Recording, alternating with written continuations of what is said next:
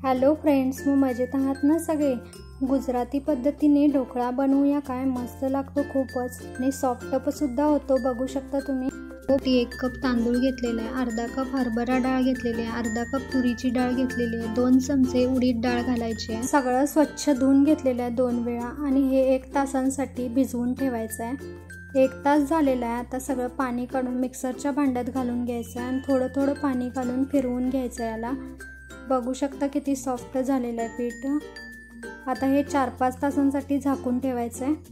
4 ते 5 तास झालेले आहेत। यात मीठ घालून घ्यायचं आहे, सोडा घालायचा आहे 1 चमचा, साधा सोडा घातलेला आहे। फर्मेंट होण्यासाठी थोडं पाणी घालायचं आहे आणि एकाच डायरेक्शननं चांगलं फेटून घ्यायचं आहे।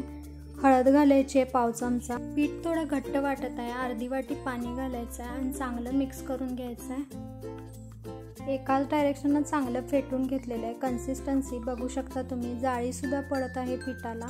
मस्त आपलं पीठ इथं तयार झालेलं आहे। एका ताटाला तेल लावून घेतलेलं आहे, त्यामध्ये सगळं बॅटर ओतून घ्यायचं आहे आणि सगळीकडून एकसारखं हलवून घ्यायचं आहे। आता तिखट थोडं मी इथं स्प्रिंकल केलेलं आहे, दिसायला छान दिसतं ना म्हणून। तुम्हाला जर आवडत नसेल तर तुम्ही स्किप केलं तरी सुद्धा चालेल। मी इथं कढईमध्ये करणार आहे, त्यासाठी कढई ठेवून स्टँड ठेवलेला आहे आणि पाणी घातलेलं आहे कढईमध्ये। पाणी उकळल्यावर त्यावर आपण ताट करून घेतलेलं ना ढोकळ्याचं, ते ठेवून घ्यायचं आहे। फक्त 20 मिनिटातच आपला ढोकळा तयार होतो। वरून ताट झाकून घ्यायचं आहे। 20 मिनिटं झालेले आहेत। बघू शकता तुम्ही, मस्त इथं आपला ढोकळा तयार झालेला आहे। बघा, चाकूसुद्धा क्लीन आलेला आहे।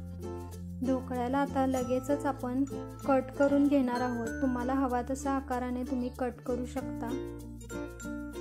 मस्त सॉफ्ट स्पंज ढोकळा आपला तयार झालेला आहे, ते पण फक्त 20 मिनिटातच तयार झालेला आहे। आता यावर वरून कोथिंबीर घालून घ्यायची आहे। फोडणी तर मी इथं करून घेतलेली आहे। तेल, जिरे, मोहरी आणि हिंग घातलेलं आहे आणि पाणी घालून साखर आणि मीठ घालून घेतलेली आहे। ती फोडणी मी यावर घालत आहे।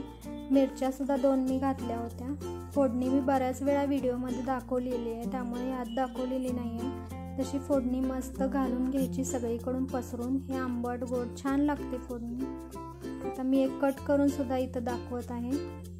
किती स्पंज झालेला आहे बघू शकता तुम्ही। गुजराती खमण ढोकळा तयार आहे। मग कोण कोण करून बघणार। चला तर पुन्हा भेटूया अशाच नवीन रेसिपीसह। तोपर्यंत खुश राहा, मस्त राहा आणि खात राहा।